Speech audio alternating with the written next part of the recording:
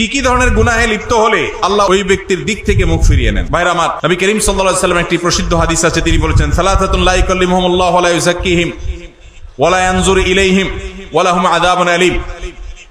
তিন শ্রেণী মানুষ আছে, তাদের জন্য চারটা শাস্তি হবে। কয়টা শাস্তি হবে? চারটা। কয় শ্রেণী মানুষের জন্য? তিন শ্রেণী মানুষের জন্য। নাম্বার 1, শাইখুন জানিন, যে ব্যক্তি বয়স্ক হয়েও ব্যভিচারে লিপ্ত হয়েছে, এই ব্যক্তির সাথে আল্লাহ কিয়ামতের দিন কথা বলবেন না, আল্লাহ তাকে পবিত্র করবেন না, তার দিকে চেয়ে তাকাবেন না, এবং তাকে কঠোর শাস্তি দিবেন যে সে প্রাপ্তবয়স্ক, বিবাহিত, বৃদ্ধ, এরপরও সে জিনায় কেন লিপ্ত হলো।